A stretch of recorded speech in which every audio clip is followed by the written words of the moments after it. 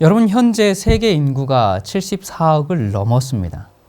하루에 태어나는 신생아 수가 약 38만 5천 명. 그러니까 1초에 4명 이상이 태어납니다. 응애. 0.5초마다 2명씩 태어나는 거예요. 응애. 여러분, 그리고 하루에 15만 명 정도가 죽는다고 합니다. 사람은 끊임없이 태어나고 그렇게 죽어가고 있는데 우리가 언제 어떻게 이 복음을 다 전할 수 있을까요? 지금과 같이 복음을 전해서는 100년이 지나도 예수님께서 재림하실 수가 없습니다. 여러분, 신생아뿐입니까? 북한이나 중국, 또 IS는 어떻게 할 것입니까? 또 이슬람에게는 언제 복음을 다 전하겠습니까? 이슬람뿐입니까? 여러분, 전 세계 민족 중에서 기독교를 받아들이기 가장 어려운 민족이 누구일까요? 이 선교 전문가들은 바로 유대교를 믿는 유대인을 제1순위로 꼽습니다. 선민사상에 뿌리 깊이 박혀있는 유대교. 그들은 예수 그리스도를 부인하는 미전도 종족입니다. 그들이 믿는 하나님은 한 분이시죠. 나누어질 수 없는 분입니다. 그렇기 때문에 예수님은 물론이고요, 성령 하나님도 믿지 않습니다. 기독교의 세 분 하나님을 이해하지 못할 뿐만 아니라 그들의 입장에서는 완전히 이교도인 겁니다. 여러분, 그들은 율법의 종교, 말씀의 종교지요. 5살이 되면 히브리 알파벳을 다 떼게 됩니다. 13살 성령식 때는 모세 오경을 다 외우는 민족입니다. 여러분, 전 세계에서 책을 가장 많이 집필하는 민족이 바로 유대인인데요.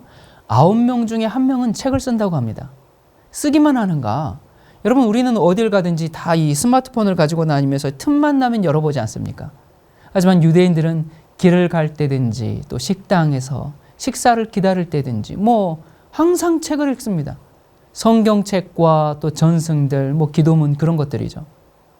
왜 그렇게 하는가? 유대인이 가온처럼 삼고 있는 말씀이 하나 있는데, 성경 말씀이 있는데요. 그게 뭐냐면 이제 신명기 6장 4절부터 나오는 말씀입니다. 그것은 이제 쉐마 고백이라고 하거든요. 그 쉐마는 이제 6장 4절에 이스라엘아 들으라, 이게 쉐마 이스라엘, 그렇게 시작하는 말씀입니다. 제가 한창 그 히브리어를 공부할 때 한때는 저희 집 가온이 바로 이 쉐마 이스라엘이었습니다. 바로 이 신명기 4장 이제 6장 4절부터 있는 말씀을 가지고 쉐마 이스라엘 그렇게 해놓고 쭉 이제 말씀을 적었는데, 그 내용이 뭔가, 우리 하나님 여호와는 오직 하나인 여호와시니 너는 마음을 다하고 성품을 다하고 힘을 다하여 내 하나님 여호와를 사랑하라. 오늘날 내가 내게 명하는 이 말씀을 너는 마음에 새기고 내 자녀에게 부지런히 가르치며 집에 앉았을 때든지 길을 행할 때든지 누웠을 때든지 일어날 때든지 이 말씀을 강론할 것이며, 너는 또 그것을 내 손목에 메어 기호를 삼으며 내 미간에 붙여 표를 삼고 또 내 집 문설주와 밭간문에 기록할지니라. 가온으로 살만한 그런 말씀입니까? 예. 한때는 저희가 이제 저희 집에 그렇게 가온으로 삼아서 이렇게 좀 붙여놓고는 했었습니다. 자, 이래서 이 유대인들은 항상 성경을 옆에 끼고요. 그리고 이제 틈만 나면 성경을 읽습니다. 여러분, 그들의 이제 경전은 구약 성경이잖아요. 이 구약 성경인데 현대 유대교에서는 이제 그것을 뭐라고 부릅니까? 타나크라고 부르죠. 그러니까 이 용어는 토라의 토라 그 모세 오경입니다. 그리고 네빔 선지서 그리고 케투빔 이제 성문서. 그러니까 이 첫 글자들을 따서 만든 합성어입니다. 그래서 타나크라고 이렇게 부릅니다. 사실 이것뿐입니까? 히브리어로 된 이 탈무드는 백과사전 20권 분량입니다. 여러분, 우리가 서점에서 보면 이제 한 권짜리 탈무드 그런 책이 아니에요. 그건 극히 일부분만 뽑아 놓은 거죠. 여러분, 유대인들은 어렸을 때부터 말씀을 암송하면서 자라고요. 모세 오경에 나온 그 율법들, 그것을 613가지 항목으로 구체화해서 아주 철저히 지키려고 애쓰는 민족입니다. 여러분, 유대교가 전혀 다른 종교라면 모르겠는데 이 타나크를 기독교와 유대교가 함께 공유하고 있지 않습니까? 같은 경전, 같은 하나님을 믿는데 해석이 달라요. 가까운 것 같지만 너무나 먼 당신입니다. 한번 보세요, 여러분. 하나님의 법은 완전합니까? 그렇습니까? 예, 물론이지요. 하나님의 말씀은 완전하지요. 그렇습니다. 그래서 시편에 보면 여호와의 율법은 완전하여 영혼을 소성케 하고 여호와의 증거는 확실하여 우둔한 자로 지혜롭게 하며 라고 말씀하고 있지 않습니까? 하나님의 율법은 완전하기 때문에 삭제되거나 또 보충될 필요가 없고, 그러니까 다시 말해서 느려지거나 줄어들지도 않는다는 겁니다. 그리고 또 신명기 이 4장 2절의 이 말씀에 보면 내가 너희에게 명하는 말을 너희는 가감하지 말고 내가 너희에게 명하는 너희 하나님 여호와의 명령을 지키라 라고 했고요. 또 12장 32절에도 내가 너희에게 명하는 이 모든 말을 너희는 지켜 행하고 그것에 가감하지 말지니라 라고 했습니다. 여러분, 하나님의 법이 완전하기 때문에 그 어떤 것도 첨가하거나 또 삭제하지 말라고 그렇게 말씀하셨다고 그들은 굳게 믿고 있는 겁니다. 그런데 예수님께서 뭐라고 하셨습니까? 마태복음에 내가 율법이나 선지자나 폐하러 온 줄로 생각지 말라. 폐하러 온 것이 아니라 뭐하러 왔다고요? 완전케 하려 왔다. 이런 말씀을 하셨어요. 내가 율법을 완성하러 왔다? 그러면 전에는 율법이 불완전했다는 얘기인가? 이렇게 생각할 수밖에 없지 않습니까? 또 아니 가감하지 말라고 했는데 뭘 덧붙이려고 하는가? 이런 식으로 이제 곡해하게 될 수밖에 없죠. 또 예수님께서 신약 성경에서 예수님은 인자, 즉 사람의 아들로 그렇게 언급하고 있지 않습니까? 그런데 여러분, 구약 성경에 이런 말씀이 있어요. 여기 민수기 23장 19절에 보니까요. 하나님은 사람이 아니시니 거짓말하지 않으시며 또 사람의 아들이 아니시니 후회가 없으시도다. 여러분, 사람의 아들이 아니라고 하는데 이거 어쩌면 좋겠습니까? 자, 그리고 또 구약에 모세에게 주신 십계명, 여러분 그게 오늘날도 여전히 유효합니까?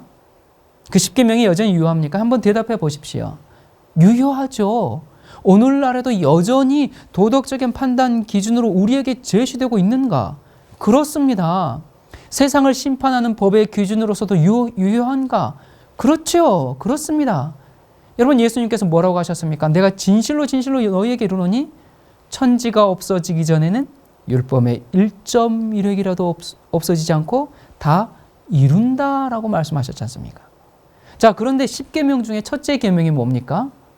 너는 나 외에 다른 신들을 내게 있게 말지니라. 자, 그런데 이렇게 얘기하는 거예요. 그러면 그렇게 다른 신들을 두지 말라고 했는데 왜 야훼 이외에 그것도 인간 예수를 하나님이라고 믿느냐? 여러분, 그들에게 있어서 타당합니까? 여러분, 그들에게 있어서 예수님을 믿는다는 것은 완전히 우상 숭배인 겁니다. 예수님은 참남하기 그지없는 젊은인 겁니다.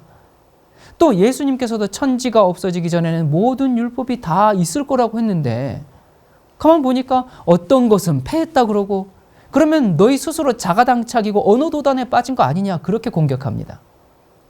또 하나님께서 주신 것인데 어떤 것은 폐하고 어떤 것은 존재하고 그럴 수 있느냐? 그럴 수 없다, 그렇게 반박합니다. 여러분, 그들에게 있어서 하나님은 하나님이시고요, 메시아는 메시아입니다. 둘의 구분이 없어요. 하나님이 메시아가 될 수가 없고 메시아가 하나님이 될 수가 없습니다. 그런데 기독교는 어떻습니까? 하나님 이꼴 메시아, 즉 그리스도, 우리가 이렇게 이제 그 등식을 성립하지 않습니까? 여기서부터 서로 골치가 아픕니다. 여러분, 이 유대 역사에서 자기를 그리스도라고 말한 사람들이 꽤 많았어요. 거기까지는 봐줄 수 있는 거예요. 예수님 말고도 스스로를 메시아라고 말한 사람들이 많이 있었으니까. 그런데 내가 하나님이다, 여기서는 그들이 참지 못한 것입니다. 당시 종교자들이 이를 갈면서 예수님을 십자가에 못 박을 수밖에 없는 것입니다. 자, 이런 유대인들에게 있어서 성전은 그들의 생명보다도 더 소중한 절대적인 가치를 지니고 있습니다. 솔로몬이 성전을 건축한 후에 그 다음에 바벨론에 의해서 파괴되었죠. 그렇다가 수룹바벨에 의해서 재건이 됩니다. 그리고 이제 이 신구약 중간사 기간, 그러니까 쉽게 말해서 말라기부터 마태복음 사이에 그 400년의 기간이 있는데요. 그때 이 시리아의 셀루쿠스 왕조, 그러니까 이 안티오커스 에피파네스 4세가 성전에 그 번제단을 헐고 그 자리에 제우스를 섬기는 그런 제단을 만들어서 돼지를 잡아서 제사를 드리고 막 그런 식으로 이 성전을 굉장히 모독했었죠. 그리고 또 이 중간사 기간에 헬레니즘으로 헬라 문화를 유대에 이제 심으려고 하니까 유대 그때 당시 독립군, 그러니까 마카비 이 가문이 이제 혁명을 일으키게 되죠. 자, 그러다가 이 헤롯이 이스라엘 백성에게 이제 그 자기 자신을 과시하고 또 민심을 얻기 위해서 이제 그 성전을 재건하게 됩니다. 성경에는 46년 만에 완공됐다라고 이제 그렇게, 그러니까 BC 한 20년부터 시작해가지고 AD 한 26년까지 그렇게 해서 한 46년 만에 완공됐다라고 이제 그렇게 나오지만, 사실 이제 AD 거의 67년이 돼서야 최종적으로 완공이 됩니다. 정말 오랜 시간 동안 계속적으로 보수하고 또 증축하고 그런 일을 계속해왔죠. 그랬는데 그렇게 완성된 지 3년 후인 AD 70년에 예루살렘 성전이 오늘날 통곡의 벽이라고 불리는 그 서쪽 벽을 남겨놓고 모든 성전이 무너져 내리고 말게 되죠. 왜 이런 일이 생겼을까요? 왜 이스라엘, 예루살렘, 유대인은 왜 멸망할 수밖에 없었을까요? 그리고 그것은 우리에게 무엇을 말해주는 것일까요? 여러분, 예수님께서 승천하시고 이제 그 AD 54년, 그러니까 로마에서는 네로가 황제가 되었습니다. 그리고 유대 총독으로는 벨릭스가 임명이 되었습니다. 예수께서 승천하시고 이제 유대 땅은 어떻게 됩니까? 예수님께서 승천하신 이후에 그들은 이제 사회적으로 또 도덕적으로 정치적으로 또 영적으로 망해가기 시작합니다. 멸망이 예언된 운명지어진 백성들. 그래서 예루살렘의 강도 떼들이 이제 횡행하기 시작하고요. 이 시카리파라고 불리는 이 무법자들이 생겼는데요. 이 시카리는 가슴에 단검을 놓고 다닌다고 해서 붙여진 그런 강도단들의 이름입니다. 이들은 이 대낮에 이 대로에서 살인을 저지르는 뭐 그런 일도 뭐 서슴지 않게 했습니다. 그리고 대제사장 요나단이 이들에 의해서 암살당하고요. 또 수많은 살인이 거의 뭐 하루도 빠짐없이 계속적으로 꼬리에 꼬리를 물고 계속 일어났습니다. 모든 백성들은 언제 묻지마 살인을 당할지 모르는 그런 그 늘 죽음의 위협을 느끼면서 살았습니다. 또 여기저기에 이 거짓 선지자들이 등장해가지고요. 신적인 계시를 받았다면서 곳곳에서 폭동을 선동했습니다. 또 다른 지역에서는 이 시카리파와 이 또 강도들이 연합해가지고요. 이 사람들에게 이제 반란을 일으키라고 이렇게 선동하고 또 로마에 대항해서 전쟁을 하도록 그렇게 막 충동을 했었습니다. 자, 이들은 이 로마의 지배에 복종하는 그런 사람들은 민족의 배반자다라고 그렇게 위협하면서 유대 지도자들을 살해하고 그들의 집을 약탈하고 마을에 불을 질렀습니다.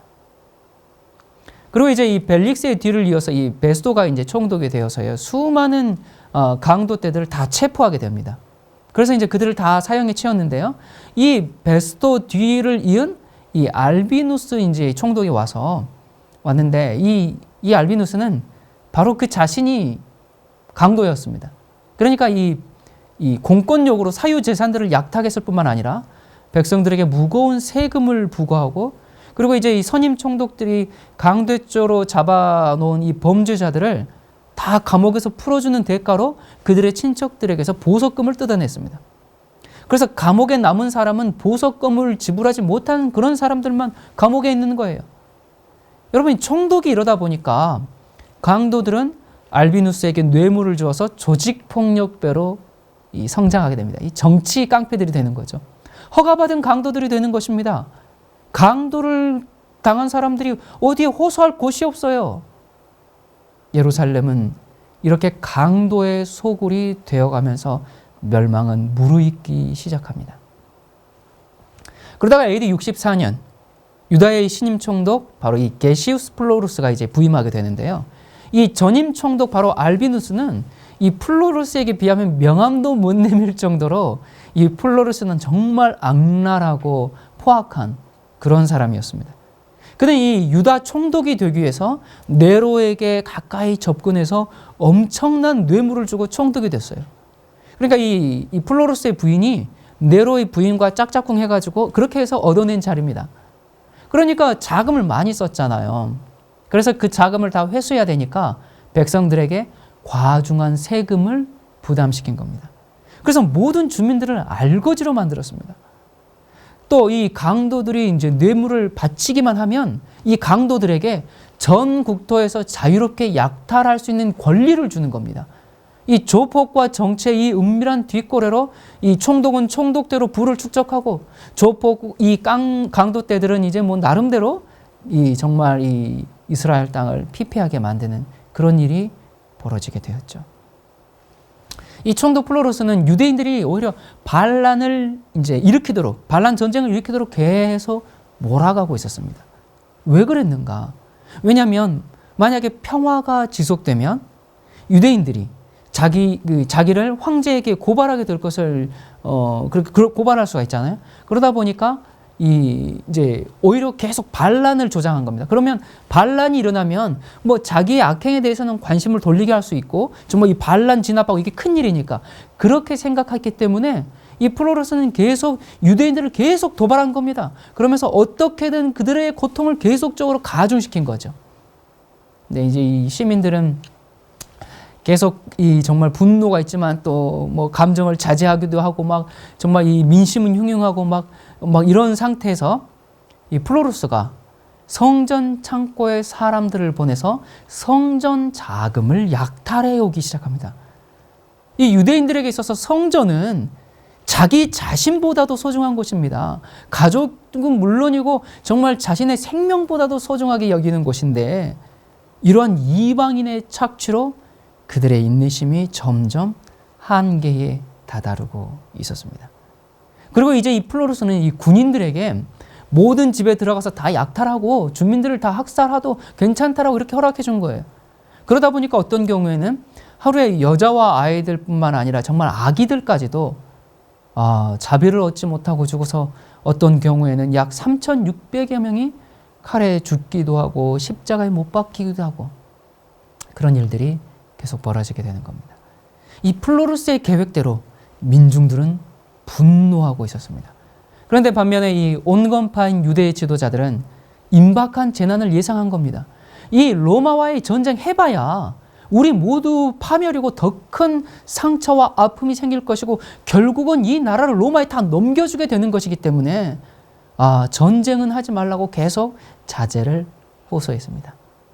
자, 그러다가 드디어 이제 67년에 전국에 있는 이 조폭의 두목들이 뭐 약탈하는 것에도 이제 실증이 나다 보니까 이 강도단이었던 이 시카리파와 그리고 이제 극우 저항 단체인 열심당, 성경에는 셀로신이라고 하죠. 젤롯들, 이 열심당.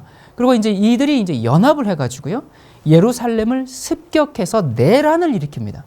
그러니까 내전이 일어나 버린 거예요. 그래서 이들은 약탈과 노상, 강도, 살인을 일삼았는데요. 유대 왕족들을 죽이고 대제사장을 죽이고 그리고 그냥 마음대로 아무나 대제사장을 지정해서 그냥 앉혀놓은 겁니다. 그리고 이 전국의 강도들이 전부 예루살렘으로 다 모여든 겁니다. 그러니 어떻게 되겠습니까? 도시의 식량이 급속히 줄어들게 됩니다. 그리고 이들은 내란을 일으키는 것뿐만 아니라 로마와의 이제 전쟁을 이제 조금씩 계속 일으킵니다. 그러다 보니까 정말 이 예루살렘의 이 끔찍한 기근을 발생하게 한 이 주범들이 바로 이들이었죠. 자, 대제사장의 집과 유다 왕궁에 불을 지르고, 그 다음에 채무 문서가 보관된 궁을 불에 태워서 이 채권자들이 그 사람들의 계약서를 모두 다 태워버린 겁니다. 이렇게 하니까 채무자들은 어때요? 이 빚을 졌다는 게 모두 다 소실됐잖아요. 그러니까 이제 몇몇 백성들, 많은 백성들의 호응을 얻을 수 있게 되면서요, 이 가난한 사람들이 이 반란에, 이 전쟁에 합세하게 됩니다. 그러면서 예루살렘의 주요 건물들에 다 불을 질렀습니다. 그런데 이 사람들이 다 강도떼들이거든요. 그러다 보니까 그들의 그 행실이 정말 악하기 그지없는 겁니다. 그러면서 이 열심당들, 셀로딘들이 이 덕망 있는 주요 인사들까지 모조리 잡아서 죽이자 시민들은 이들의 이런 폭정에 견딜 수가 이제 없게 또 가는 겁니다. 그러면서 서로가 서로를 죽이는 그런 내전이 더욱 확대되게 됩니다. 한 번에 열심당이 이 이두메인들을 용병으로 불러와서 도시를 장악하고 그리고 시민들을 죽이고 약탈하는 일을 그들과 함께 한 겁니다. 나중에 이두메인들은 이거 자신들이 큰 죄를 저지르고 있구나 그러면서 이두메인들은 다 떠나게 됩니다. 아무튼 그러나 이 전쟁의 광기에 사로잡힌 이 열심당은 일반 시민들을 잡히는 대로 목을 잘랐습니다. 귀족들을 잡아서 고문하고 자신들의 편으로 끌어들이려고 하고요. 듣지 않으면 살해하고. 그들은 특별히 이 훌륭한 가문 출신이나 또 유력한 인사들을 마구잡이로 죽였는데 왜 그랬냐면 영향력 있는 사람들을 다 죽여야만 자기들이 안전하다고 생각했기 때문에 그렇게 했습니다. 거리에는 시체들이 넘쳐나고 감히 가족과 친족들과 친구들과 그들의 죽음에 대해서 울거나 슬퍼할 수도 없었습니다. 왜냐하면 애도하면 그 똑같이 죽음을 당하기 때문에. 그래서 밤에 그냥 흙을 몇 줌 떠다가 시체 위에 몰래 뿌려 죽을 수밖에 없는 그런 일이 벌어지고 있는 겁니다. 예루살렘은 이제 내란이 일어나자 이 세 개의 당파로 나누어지게 되는데 요한파, 그리고 시몬파, 그리고 이제 엘르아자르파 이 세 개의 당파로 나뉘어집니다. 이 엘르아자르파는 뒤에 조금 있다가 마사다 전쟁과 함께 이제 또 등장하는 인물입니다. 이렇게 세 개의 당파로 나누어져서 서로 전쟁을 벌인 겁니다. 그러다 보니까 성전에 제사를 드리러 오는 사람이 여기에서 이 제단 앞에서 이 세 당파의 싸움에 그냥 칼에 맞아서 자기 자신이 제물이 되는 일들이 그냥 일어나는 겁니다. 성전 마당에 이방인의 시체가 유대인의 시체와 섞이게 되고 일반인의 시체와 제사장의 시체가 뒤섞이게 되고 성전 뜰을 피바다로 만들어 놓은 겁니다. 평화의 도시라는 이름의 뜻을 가진 예루살렘. 이 예루살렘이 가장 사악한 도시가 되어가고 있는 것이죠. 예루살렘은 내란으로 동족의 시체를 위한 무덤이 되었습니다. 여러분, 그런데 참 아이러니하게도 오늘날의 예루살렘도 팔레스틴과 이스라엘, 유대교와 이슬람, 유대 정통파들과 메시아니, 이들 사이에 끊임없는 테러와 폭행, 납치, 살인, 시위가 지금도 끊이지 않고 있는 정말 저주받은 평화의 도시가 된 것은 예수님의 예언이 얼마나 정확히 성취되어 있는지 우리가 다시 한번 생각하게 됩니다. 여러분, 예루살렘은 이러한 세 당파의 사악한 무리들 때문에 주민들은 산산조각이 난 몸덩어리처럼 정말 그런 고통 속에서 지냈습니다. 그들은 로마군이 오히려 이 재앙에서 구출해 주기를, 그래서 그냥 빨리 전쟁이 나기를 그렇게 몹시 바랄 정도였습니다. 여러분, 현재 예루살렘도 그렇습니다. 각기 다른 사상과 이념을 가진 사람들로 예루살렘은 지금 갈기갈기 찢겨져 있습니다. 여러분, 예루살렘이 현재 누구 나라입니까? 팔레스타인? 요르단? 시리아? 이스라엘? 여러분, 국제법상 이 어느 나라에도 속해 있지 않은 도시입니다. 그러나 현재는 이스라엘이 이제 동예루살렘을 인위적으로 점령 중이죠. 그래서 이스라엘이 예루살렘을 그러면서 수도로 선포했어요. 그런데 그렇게 했지만 여기가 분쟁 지역이기 때문에 이 수도는 예루살렘이라고 선포했지만 사실상 이제 이스라엘의 어떤 국가기관들은, 공공기관들은 예루살렘에 있지만 텔아비브가 지금 수도를 대신하고 있죠. 많은 나라들이 예루살렘에 수도를 두지 않고 텔아비브에 수도를 두고 있습니다. 이스라엘 텔아비브에 이제 그 대사관을 두고 있죠. 그래서 텔아비브가 수도 역할을 지금 하고 있어요. 이 1948년 팔레스타인 영토에 이스라엘이 전쟁을 일으켜서 이제 그때 수도를 세웠기 때문에 그때부터 지금까지 항상 싸울 수밖에 없는 겁니다. 여러분, 역사는 예루살렘이 멸망하기 직전의 유다를 창세 이후로 이렇게 죄악이 만연한 세대는 없었다라고 기록하고 있습니다. 분노와 증오가 민중의 마음을 피폐케 해서 그 당시 유대인들의 상황을 요세푸스는 이렇게 기록합니다. 이 당시는 유대인들 사이에 온갖 죄악들이 너무나 들끓고 있어서 사악한 죄악이라면 자행되지 않은 죄악이 없을 정도였으며 인간의 머리로 짜낼 수 있는 갖가지의 극악한 범죄들이 판을 치고 있었다. 따라서 죄악이 연병처럼 퍼져 서로 경쟁하다시피 앞을 다투어 저질러졌는데 시카리파 사람들은 불법적인 죄악과 자신의 혈족에게까지도 잔혹한 행동을 저지르고 파괴적인 일을 서슴지 않는 최초의 모델이라 하겠다. 불법적인 사악한 행동에 있어서는 소위 열심당들도 이들 못지 않았었다. 열심당은 이름 그대로 악한 행동에 열심을 다하는 일단의 무리들이었다. 열심당들은 모든 악한 행동을 서슴지 않고 자행했으며 역사에 기록된 그전의 모든 비열하고 잔인한 행동들을 열심히 경쟁하듯 답습하였다. 자, 여기 보니까 여러분, 이 법을 유린하고 무정부 상태가 되면 사람들은 이렇게 악해집니다. 오히려 예루살렘에 있던 유대 주민들은 로마군에게 빨리 예루살렘에 와서 예루살렘을 점령해달라고 그렇게 간청하는 일이 생길 정도로 예루살렘은 죄악의 도시가 된 것입니다. 자, 그러다가 드디어 이제 로마에서는요, 유대 반란을 진압하기 위해서 AD 67년 바로 베스파시아누스 장군이 이제 6만 병력을 이끌고 예루살렘으로 진격해 들어옵니다. 그렇게 해서 반란을 진압할 수 있는 상황이었는데요, 갑자기 군대를 회군시킵니다. 왜 그랬는가? 네로 황제가 죽었거든요. 그런 네로 황제가 죽으면서 여러 장군들 사이에 황제권 다툼이 일어난 겁니다. 근데 그 중에서 베스파시아는 가장 유력한 후보였거든요. 그래서 이제 공격을 잠시 멈추고 돌아갑니다.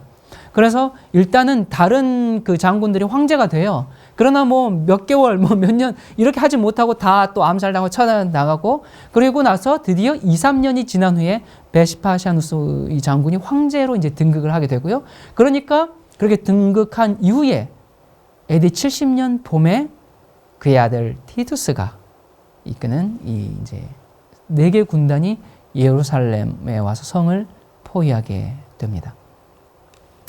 예루살렘 안에서 이제 반란군들은 이제 거짓 선지자들을 세워서 우리는 이 전쟁에서 승리할 것입니다. 이런 그렇게 이제 사람들을 이렇게 이제 기만하게 되지요. 그러면서 우리는 승리할 것이고 유대의 영광을 되찾을 것입니다. 그래서 백성들은 안심하십시오. 이러면서 계속 예루살렘 성 안에 있는 백성들이 성 밖으로 빠져나가지 못하도록 철저히 감시하고, 그리고 반란 전쟁에 함께하도록 하고, 그러면서 조금이라도 빠져나가는 그런 낌새만 보이면 즉시 살해를 하고, 이런 이제 이 형편이 되었습니다. 참 예루살렘의 형편은 정말 참혹하기 그지없었죠. 각 집마다 음식이 있다는 그런 기미만 보이면 그것은 곧 살인이 벌어진다는 그런 신호였습니다. 아무리 가까운 친척이라도 정말 미친 개처럼 달려들어서 빼앗고 죽이는 일이 허다한 겁니다. 그들은 허리띠나 신발도 뜯어먹었고요, 방패 가죽조차도 씹어먹었습니다. 그러던 어느 날 마리아의 집에 반란군들이 들이닥쳤습니다. 그리고 그녀의 모든 것을 다 약탈해 갔습니다. 분노와 배고픔을 이기지 못한 이 마리아가 품 안에 있는 이 어린 아들을 붙잡고 이렇게 이야기합니다. 오 불쌍한 아가야, 이리 와서 내 음식이 되어다오. 그래서 강도들에게 분노를 보여주고 세상 사람들에게 유대인의 재난이 얼마나 극심했는가를 보여주는 하나의 이야기거리가 되어다오. 이 말을 하고 아들을 죽여서 삶은 후에 반은 먹고 반은 감추어서 놓았습니다. 이때 반란군들이 냄새를 맡고 들이닥쳤어요. 그래서 음식을 내놓지 않으면 죽여버리겠다라고 위협할 때 마리아는 네, 당신들을 위해서 충분한 양을 남겨놓았습니다 하면서 뜯어먹다가 남겨진 아들의 시체를 펴놓았습니다. 강도들이 그 광경을 보고 겁에 질려서 벌벌 떨면서 떠나갔습니다. 이 가증스러운 사건이 즉시 예루살렘 전체에 퍼졌고, 그리고 로마 군대에게도 전해졌습니다. 티투스는 하늘을 바라보면서 하나님께 자신의 결백을 주장했습니다. 하나님, 저는 유대인들에게 평화와 독립을 제안했습니다. 과거에 저지른 모든 잘못에 대해서 다 사면해 준다고 제안했습니다. 그러나 유대인들은 화해보다는 내분을, 평화보다는 전쟁을, 번영 대신 기근을 선택한 자들입니다. 티투스는 이 예루살렘에서 반란군을 피해서 나오는 그런 투항자들을 그들이 원하는 곳에 가서 살도록 허가해 줬습니다. 그리고 남아있는 백성들을 굉장히 불쌍하게 생각하면서 그들을 구출하기 위해서 많이 노력했습니다. 토성을 쌓고 많은 노력을 아끼지 않았어요. 그런데 이 발람군들은 성 안의 백성들이 도망가지 못하도록 철저히 막고 있었죠. 이제 점점 전쟁은 종국으로 치닫고 있었습니다. 유대인들이 로마군을 기습하니까 로마군이 이제 이 성전 본당까지 그들을 추격해 간 겁니다. 그때 이제 한 로마군이 성전 안에 불타는 나무 토막을 던져 넣었습니다. 불길이 치솟자 도망치던 유대인들이 자신의 목숨은 돌볼 생각도 잊은 채 성전에 불을 끄려고 우르르 달려간 것입니다. 유대인들에게 성전은 그런 곳입니다. 자신들의 생명과도 맞바꿀 수 없는 종교적인 정체성을 가지고 있는 성전. 티투스가 이 소식을 듣고 이 티투스도 불을 끄려고 말을 타고 막 성전으로 달려왔습니다. 그래서 병사들에게 불을 끄라 라고 소리쳤지만 이 분노한 군사들에게는 아무 소용이 없었습니다. 더군다나 성전에 불이 확 번지다 보니까 성전 안에 사방이 뭘로 입혀졌어요? 온통 금으로 입혀져 있는 것을 눈으로 직접 본 겁니다. 그래서 약탈할 수 있겠구나 하면서 그들이 막 이렇게 이제 더 좀 흥분 가운데 사로잡혀 있었기 때문에 그들을 제재하기가 어려웠습니다. 그 당시 티투스는 이미 이 전쟁 초기부터 군인들에게 절대로 성전이 무너지지 않게 하라라고 계속 당부를 했었어요. 그런데 예수께서 뭐라고 하셨습니까? 내가 진실로 너희에게 이르노니 돌 하나도 돌 위에 남지 않고 다 무너뜨리리라 라고 말씀하셨죠. 예수님의 예언대로 아무리 로마 장군이 불을 끄도록 하고 성전을 파괴하지 말라고 장군이 명령해도 안 됐고, 도망가던 유대인들이 자신의 생명은 돌보지 않고 다시 돌아와서 불을 끄고, 그래도 예수님의 예언대로 다 무너지게 됩니다. 성전에 있던 제사장들은 성전이 불에 타는 것을 보면서 불길 속에 자신의 몸을 던져서 성전과 함께 불에 탔습니다. 이 성전에 대한 이들의 존경심이라고 해야 될까? 자신들의 정체성이라고 해야 될까?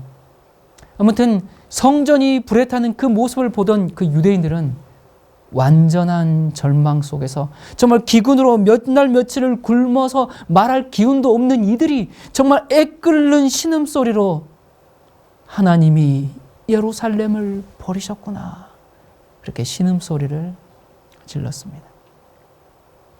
이날 수많은 유대인들이 로마군에 이제 학살을 당하게 됩니다. 이 운명의 시간표는 어쩌면 그렇게 정확한지, 여러분, 성전이 불탄 그날은 바로 과거 솔로몬의 성전이 바벨론에 의해서 불탔던 바로 같은 날 8월 30일이었습니다. 며칠 후 전쟁은 완전히 종식되고요. 약 10만 명의 유대인들은 포로로 끌려가서 콜로세움을 건축하는 노예가 됩니다. 티투스는 예루살렘 성전에 보관되어 있던 그 7 금촉대, 그 메노라를 전리품으로 가져가게 되죠. 메노라를 옮겨가는 그 장면은 로마에 세워진 그 티투스의 개선문 그 안쪽에 부조로 장식되어서 오늘까지 남아 있습니다. 여러분, 당시 역사 기록을 보면 예루살렘이 멸망할 것이다라는 그런 경고와 징조가 계속 있었습니다. 한 번은 예루살렘 위에 이 칼처럼 생긴 그런 별 하나가 뜬 겁니다. 그리고 해성이 1년 동안 계속 그렇게 떠 있었던 겁니다. 그리고 성전 안뜰에 이 황동으로 된 이 동쪽 문이 있었는데요. 그것은 이 장정들 20여 명이 밀어야 겨우 열릴 수 있는 그런 문인데, 그리고 쇠빗장으로 잠겨져 있는데 이 문이 저절로 열려 있는 상태로 발견되기도 했고요. 또 하늘에 이 병거들과 무장한 병사들이 예루살렘을 포위하고 있는 그런 모습이 구름 가운데 나타나기도 했고요. 성전 안에서 제사장들이 이렇게 직무를 수행할 때 우리는 이곳을 떠나고 있는 중이다라는 그런 목소리를 듣기도 했다는 것입니다. 그리고 또 하나 이 특이한 징조는 전쟁이 나기 4년 전부터, 그때는 아직 예루살렘이 평화롭고 번창함을 누리고 있을 때였습니다. 그런데 어느 청년이 나타나서 예루살렘이 멸망한다, 예루살렘이 무너진다, 그렇게 예루살렘의 멸망을 밤이나 낮이나 그렇게 예언하면서 돌아다녔습니다. 이런 불길한 예언의 분기에서 이 사람을 잡아가지고 정말 여러 차례 뼈가 드러나도록 그렇게 채찍질하기도 하고, 하지만 채찍질을 당할 때마다 화 있을진저 예루살렘아 하면서 그렇게 울부짖었습니다. 이 사람이 그렇게 이 고난을 당하면서도 4년 동안 그는 다른 얘기는 하지 않고요, 정말 기도문을 암송하듯이 오직 이 얘기만을 하면서 다닌 겁니다. 그러다가 예루살렘이 로마군에 정말로 포위당했을 때 그의 예언이 증명되고서야 그는 외치기를 그만두었습니다. 이런 이 예루살렘 멸망의 징조들이 계속 있어 왔던 거예요. 자, 이제 성전이 무너지고 전쟁이 종식되었습니다.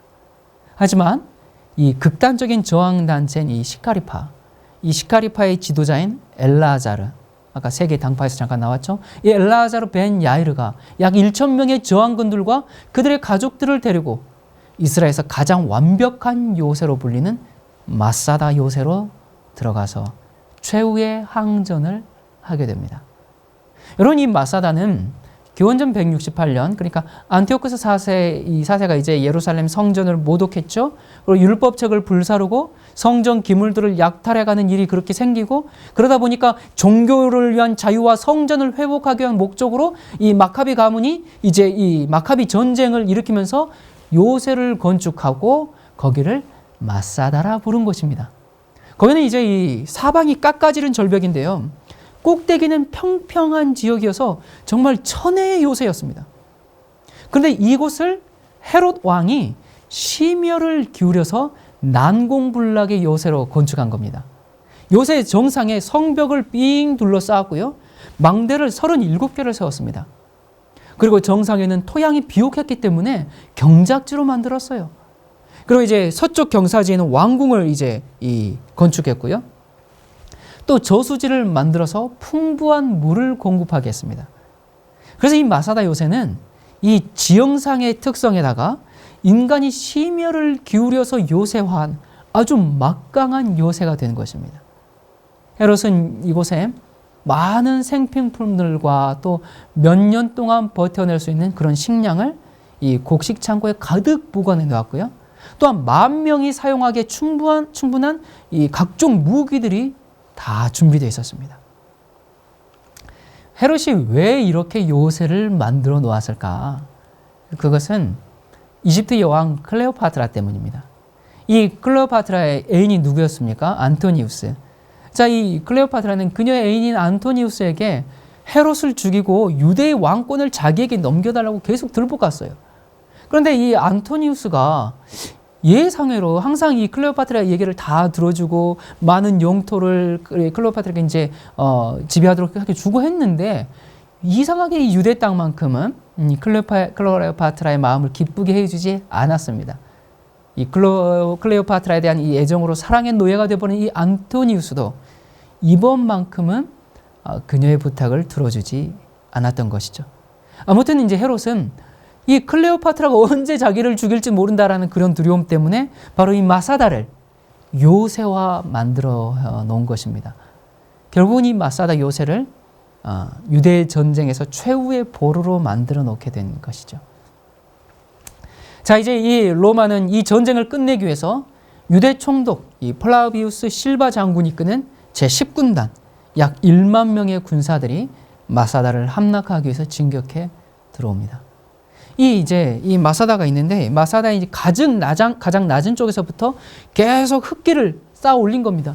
약 6,000명의 유대인 노예들을 동원해서 이 누벽을 세운 겁니다. 피라미드 쌓듯이 길을 만든 겁니다. 그러다가 이제 AD 73년 드디어 누벽이 완성되고 정상에 오른 로마군. 이제 성벽만 무너뜨리면 사실상 전쟁은 끝이 납니다. 이 성벽은 이중으로 되어 있었는데요, 첫 번째 성벽은 이제 돌로 이루어졌기 때문에 이 투석기 같은 공성 장비로 이제 무너뜨렸습니다. 그런데 이제 두 번째 성벽은 투석기로도 무너지지 않도록 흙과 나무로 유연하게 만들어서 공성 장비로 이렇게 공격을 해도 탄력 있게 버틸 수 있게 만들어 놓은 거예요. 자, 하지만 성벽이 나무로 되어 있었기 때문에 로마군들은 토성벽에 불을 질러서 무너뜨리게 됩니다. 그런데 바람이 로마군 쪽으로 불었기 때문에 이 성벽을 무너뜨리기는커녕 로마의 모든 공성장비를 다 삼켜버릴 것 같았어요. 그런데 갑자기 바람의 방향이 반대쪽으로 불면서 성벽을 모두 불태워버리게 합니다. 역사는 여기서 이 사건을 이렇게 기록합니다. 그때 갑자기 마치 신의 섭리인 양 바람이 방향을 바꾸어 남쪽으로 불면서 성벽이 불길에 휩싸이게 하였다. 이리하여 로마군은 신의 도움을 받은 후에 그 다음날 공격하기를 하고 진영으로 돌아왔다.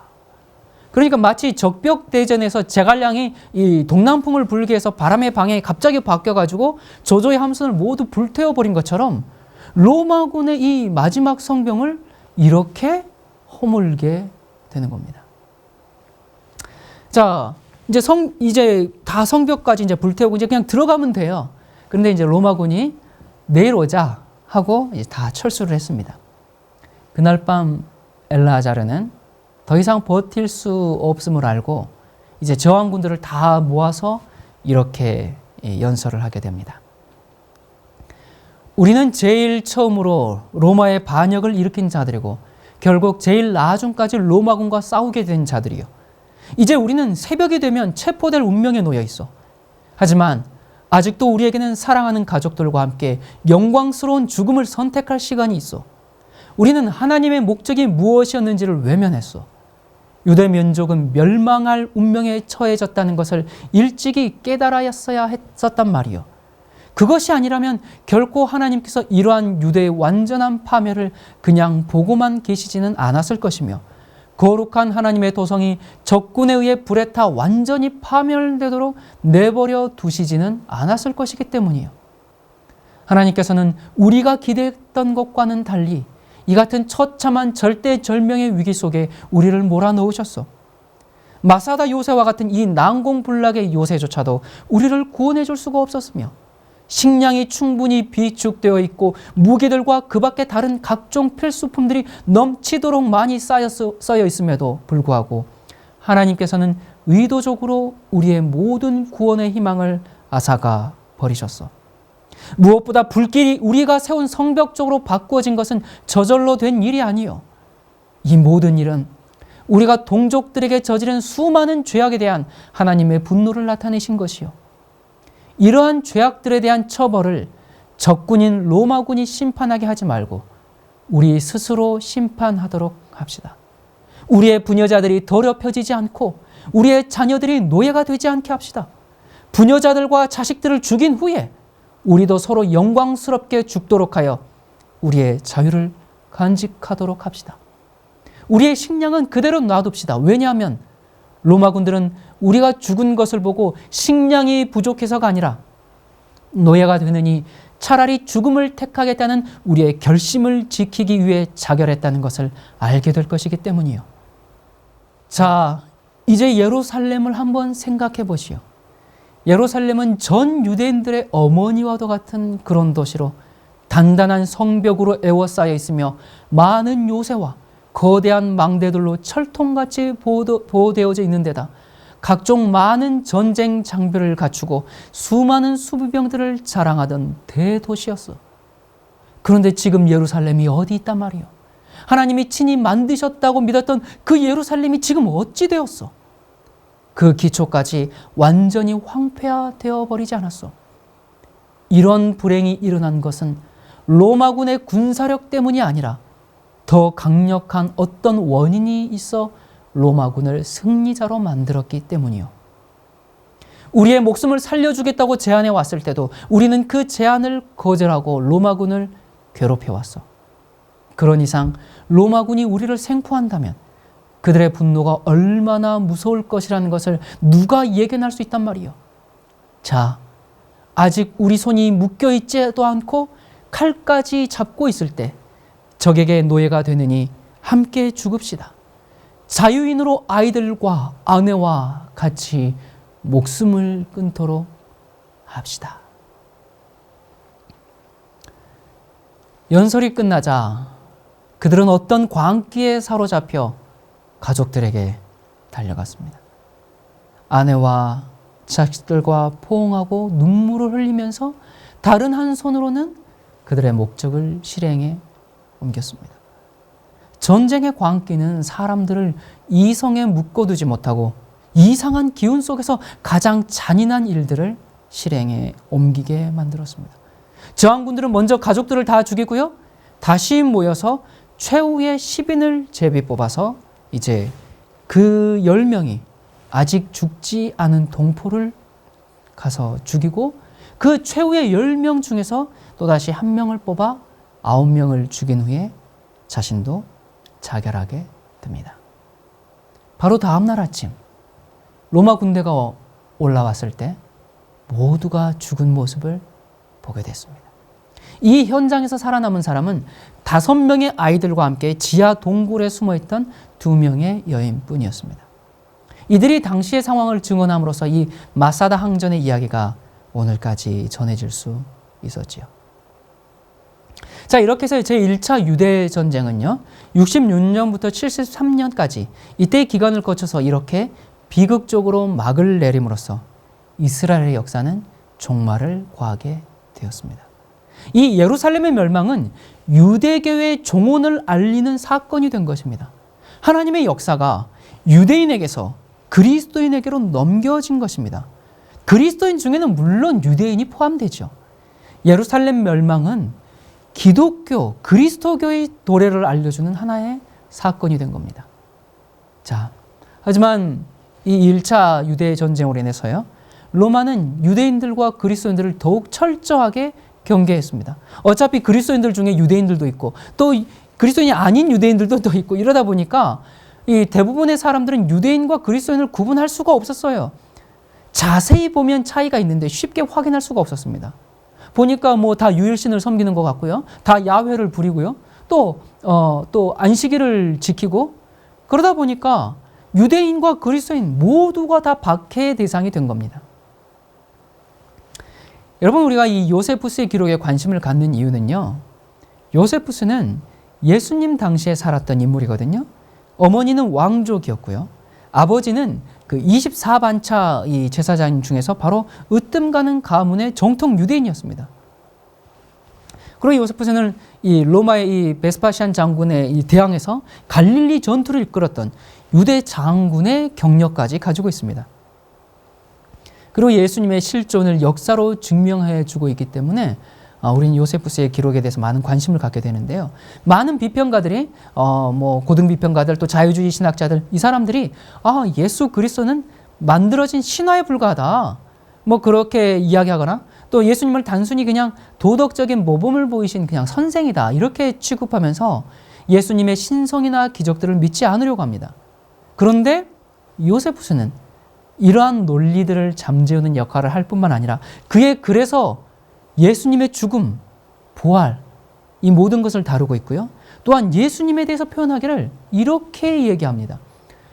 그를 인간이라고 부르는 것이 옳은 것인지는 모르겠지만 예수라고 하는 지혜자가 사셨다. 왜냐하면 그는 놀라운 이적을 행하시고 진리를 기쁘게 영접하는 자들의 선생이셨기 때문이다. 그분은 메시아이셨다. 선지자들이 예언한 대로 사흘 만에 다시 살아나 그의 제자들에게 나타나셨다. 자, 여러분, 이렇듯 예수님의 신성, 초자연적인 능력, 또 부활, 그리고 승천까지 모두를 인정하고 있는 겁니다. 이 요세푸스의 글은 신약 성경과 같은 세대에 쓰여진 책입니다. 그러므로 그의 저서들은 신약 성경과 같은 그런 고대성을 갖고 있기 때문에 성경을 증명하는 매우 훌륭한 자료가 되는 겁니다. 그리고 또 성경에서 찾아볼 수 없는 말라기부터 마태복음까지의 그 400년의 그 빈 공간이 있지 않습니까? 400년의 그 유대 역사를 우리에게 아주 자세히 제공해 줍니다. 안티오쿠스와 그 마카비 그 혁명의 전쟁들, 또 하스모니안 왕조의 흥망들, 그리고 또 신구약 중간사의 그런 여러 가지 일들에 대해서 다뤄주고 있고요. 그리고 우리가 성경에 보면 유다의 3대 종파가 나오지 않습니까? 바리새파, 사두개파, 에세네파, 이런 파들이 어떻게 설립되었고 그들이 또 구약 성경을 어떻게 이해하고 있는지 그런 것들을 정말 역사적으로 자세히 밝혀줌으로 우리가 성경을 이해하는 데 아주 상당한 도움을 주고 있습니다. 또 요세푸스는 이 예루살렘이 멸망한 이유를 그의 그 유대 고대사 제20권에서 밝히기를 뭐라고 얘기하냐면 의인을 죽였기 때문에 이르러 온 하나님의 뜻이다라고 서술하게 됩니다. 그래서 이 유대인들에게 많은 비난을 받아요. 그렇지만 참으로 예언적인 서술이 아닐 수가 없습니다. 예수님께서 마태복음 23장에 뭐라고 얘기했습니까? 그러므로 의인 아벨의 피로부터 성전과 제단 사이에서 너희가 죽인 바가레의 아들 사가랴의 피까지 땅 위에서 흘린 의로운 피가 다 너희에게 돌아가리라. 내가 진실로 너희에게 이르노니 이것이 다 이 세대에게 돌아가리라. 예수님께서 하신 말씀을 그가 그대로 인용하는 듯합니다. 하나님은 성경의 기자들을 통해서만 감동을 주신 것이 아니라 이런 부분에서도 감동을 주지 않았나 생각해 봅니다. 그러니까 예수 그리스도를 십자가에 못 박아 죽였기 때문에 이르러 온, 의인을 죽였기 때문에 이르러 온 멸망이었다라고 요세푸스는 이야기하고 있는 겁니다. 그래서 요세푸스는 전쟁 초기부터 전쟁을 할 필요가 없다고 반란군들을 설득하기 때문에 반란군들에게 상당히 이제 위협을 많이 당했었습니다. 물론 요세푸스가 전쟁 초기에는 이 베스파시안 군대와 전투를 벌이는 유대 장군이었어요. 그렇지만 전쟁을 하다가 이제 로마의 포로가 되었고요. 그리고 나서 그가 베스파시안이 네로 다음의 황제가 될 것이다라고 예언함으로써 죄수의 신분에서 벗어나 티투스 장군의 통역관으로서 바로 이 AD 70년 예루살렘 진압 작전에 투입되어서 유대와 로마의 협상 선봉에 나선 것입니다. 그리고 이제 이렇게 이 전쟁이 종식된 후에 그는 크게 세 개의 주제를 다룬 이제 대작을 남기게 되는데요. 그게 이제 바로 BC 2세기 중반 이후부터 AD 70년 예루살렘 멸망까지를 다룬 유대 전쟁사, 그리고 천지창조부터 제1차 유대 전쟁까지를 다룬 유대 고대사, 그리고 헬레니즘에 대항해서 하나님의 율법과 유대 종교를 옹호하는 아피온 반박문, 이런 유대 역사에 관한 아주 이러한 역작들을 남기게 됩니다. 자, 아무튼요. 그렇게 이제 시간이 지났습니다. 한 70여 년 정도 또 시간이 지났어요. 그렇게 시간이 흘러서 이제 서기 132년 로마의 하데아누스 황제의 시대가 되었습니다. 자, 이 황제는 이 속국들과의 화친 정책을 이제 펼치기를 원했기 때문에 반란이 심하던 유대인들의 소원을 따라서 예루살렘의 성전을 재건하라라고 이렇게 허락을 해 주었습니다. 그때 이제 랍비 아키바가 이제 이 사람들에게 호소합니다. 그러다 보니까 막대한 성전 건축 자금이 모이는 거예요. 여러분, 우리가 이 구약 성경을 통해서도 보시다시피 성전 건축한다, 헌금하라 하면 어떻게 됩니까? 그만 가져오십시오 할 정도로 항상 이 유대인들은 성전 건축이다 하면 모든 것을 다 이렇게 헌신하고 했지 않습니까? 마찬가지로 이때 당시에 아키바가 성전을 재건합시다 하니까 어마어마한 자금이 모여든 겁니다. 이러한 즈음에 이 황제가 모든 속국들에게 자기를 신의 아들로 부르라는 황제 숭배를 강요하게 됩니다. 신사참배 같은 것이죠. 그러면서 예루살렘의 주피터 신전을 이제 건립을 추진하게 된 겁니다. 그러니까 이 유대인들이 가만히 있겠습니까? 당연히 반발하게 되죠. 그러면서 성전 건축을 위해서 모였던 이 성전 자금이 반란 자금으로 사용돼 버리면서 발코케바가 이제 주동이 돼서 제2차 유대 전쟁을 일으키게 됩니다. 이제 이 발코케바가 이제 사기가 떨어지고, 그러니 이제 뭐 그냥 그런 이제 이 연약한 이 흩어져 있는 유대인들을 불러 모아서 마치 소인에게는 아직 12척의 배가 남아 있습니다 하면서 했던 것처럼 그러한 사람들을 이제 모아서 로마와 전투를 시작했는데요. 백전백승인 거예요. 이 가는 곳마다 승승장구하는 겁니다. 그러다가 이제 황제가 이 반란을 진압하기 위해서 로마의 명장 이 세베리우스, 그리고 정예부대 22군단을 파견했는데, 여러분 이 유대인들이 얼마나 전쟁을 잘합니까? 평생 전쟁만 하고 살아왔기 때문에. 그래서 이 유대인들이 또 그쪽 지형을 잘 알았기 때문에 로마 군대를 엔케리 골짜기로 유인한 후에 전멸시켜버립니다. 그리고 예루살렘을 다시 탈환합니다. 와, 이 승승장구하는 이 흥분한 유대인들 사이에서 이제 소문이 나기 시작합니다. 이 사람이 우리가 기다려온 메시아가 아닐까? 그런 기대가 이제 최고조로 이루고 있을 때쯤, 이러한 분위기 속에서 사실 이 실제 이름은 바르코스바거든요. 근데 이 당시 최고 랍비였던 아퀴바가 그 민수기서에 보면 이제 그 한 별이 야고백에서 나오며라는 이 메시아를 예언한 말씀이 있는데, 이 바르코스바를 별의 아들이라는 바르코크바라고 부르면서 그를 메시아라고 선언을 해버리게 됩니다. 생각해 보세요. 예루살렘을 로마로부터 해방시켰죠. 전쟁은 계속 이기죠.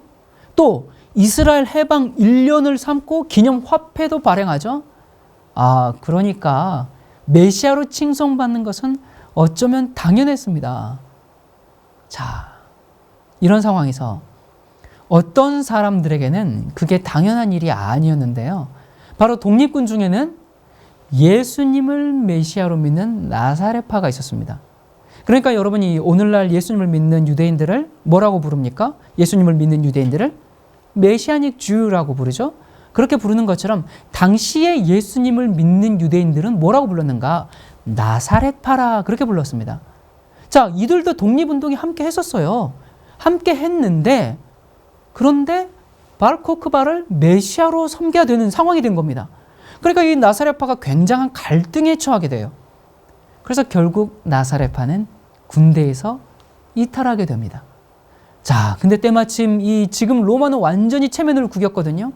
이 황제가 원로원 회의를 주재할 때 짐과 그 군대들은 강건하도다라고 이제 딱 이렇게 선언하면서 원로원 회의를 주재하는데, 이 3년 동안 유대인들에게 엄청 얻어맞았거든요. 132년부터 135년까지가 이제 이 유대 2차 반란 기간인데, 이때 이 바르코크바에 의해서 엄청나게 그냥 두들겨 맞은 겁니다.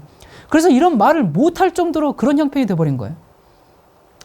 그러다 보니까 이 분노에 찬 이 로마가 134년에 이제 예루살렘을 재탈환하기 하면서 무자비하게 보복을 하게 되는데요. 어떻게 하는가?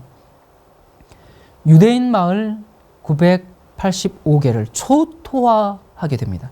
이 초토화라는 말은요, 어린아이부터 노인에 이르기까지 그냥 전부 죽여버리게 되는 것이죠. 그때 약 60만 명 이상을 죽이게 됩니다. 그리고 뿐만 아니라 예루살렘이 항상 로마 제국에 반대하는 그 항쟁의 진원지가 되었기 때문에 하드리아누스 이 황제가 모든 유대인을 예루살렘에서 전부 추방하고 다시는 들어오지 못하게 합니다.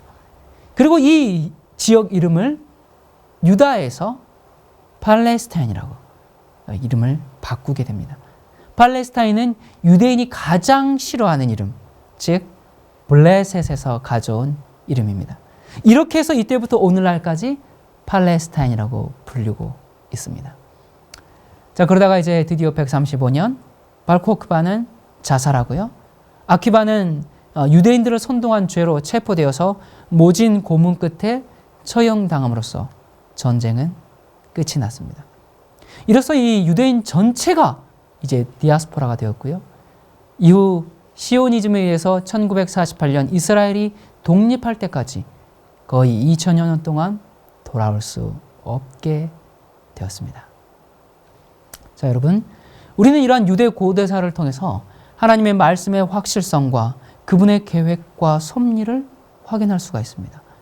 예수님께서 그러므로 의인 아벨의 피로부터 성전과 제단 사이에서 너희가 죽인 바라가의 아들 사갈의 피까지 땅 위에서 흘린 의로운 피가 다 너희에게 돌아가리라. 내가 진실로 너희에게 이르노니 이것이 다 이 세대에게 돌아가리라. 예수님의 이 예언과 그 정확한 성취는 과거에 북방 이스라엘이 아시리아에 멸망당하고 또 남방 유다가 바벨론에 멸망하고 그런 것과는 의미가 다릅니다. 여호와는 더 이상 유대인만의 여호와가 아니고 성경은 더 이상 유대인만의 경전이 아니며 비록 이 세상에 복음을 전하기 위해서 아브라함이 부르심을 받고 이스라엘이 선택되었지만 예수 그리스도로 말미암아 이제는 유대인의 종교가 아니라 온 세상을 위한 복음이 선포된 것입니다. 그리스도로 말미암아 새 역사, 새 시대가 시작된 것입니다. 여러분, 저는 반유대주의자가 아닙니다. 유대인은 저주받고 형벌받아야 할 사람들이 아닙니다. 그들도 하나님의 자녀들이고 우리의 형제들이며 하나님의 구원의 역사에서 절대로 제외되지 않았습니다. 그러나 구원은 예수 그리스도를 영접하고 그분의 말씀에 따라 산 자들에게 주어지는 선물입니다. 그게 유대인이든 이방인이든 차별 없이 주어지는 선물입니다. 유대인이 예수님을 그리스도로 믿고 신앙을 고백한다면 정말 기쁘고 감사한 일이지만 그것이 다른 민족이 예수님을 믿는 것과 다를 바 없는 것입니다. 중국이, 북한이, 이슬람이 예수님을 믿는다면 너무 기쁜 일인 것처럼 유대인의 회심에 특별한 의미를 부여할 이유가 없다, 그 말입니다. 그들의 회심이 성경 예언의 성취가 아닙니다. 그리고 유대 민족 전체가 다 회복되는 그런 일은 없습니다. 그리스도인들이 다 휴거된 이후에 이 땅에 유대인들이 남아서 유대 민족 전체가 국가적으로 민족적으로 회심한다는 것은 캐톨릭에서 나온 7년 환란 교리지 성경의 진리가 아닙니다. 예수 그리스도께서 죽으시고 부활하시고 승천하신 이후에 사도들과 초대교회로 말미암아 이 복음은 온 세상을 향해 뻗어나갔습니다. 영적인 계보는 유대인에 한정되지 않고 헬라인이든지 누구든지 하나님의 자녀라 일컬음을 받는 시대가 되었다고 바울은 설명하고 있습니다. 여기 로마서 2장에 보면요, 대저 표면적 유대인이 아니요 표면적 육신의 할례가 할례가 아니라 오직 이면적 유대인이 유대인이며 할례는 마음에 할지니 신령에 있고 의문에 있지 아니한 것이라. 그 칭찬이 사람에서가 아니요 다만 하나님에게서니라. 여러분, 자꾸 이런 사상을 천주교회가 고안해낸 대체신학이다 그렇게 몰고 가는데 7년 환란과 휴거신학 자체가 성경에서 온 것이 아닙니다. 여러분, 저는 대체신학자가 아닙니다. 대체신학은 반유대주의 사상을 가지고 또 구약 성서도 인정하지 않지만 저는 반유대주의자가 아니고 다만 마지막 시대의 모든 예언을 유대인에게 조명하지 말라는 것입니다. 또한 저는 구약 창세기부터 신약 요한계시록까지 하나님의 말씀을 믿습니다. 여러분, 제수잇이 적그리스도에 대한 진리를 감추기 위해서 만들어 놓은 것이 7년 환란 교리입니다. 휴거받지 못한 사람들은 남아서 짐승의 표를 거절하다가 죽음으로써 믿음을 입증한다 그렇게 얘기하는데 그런 것은 없습니다.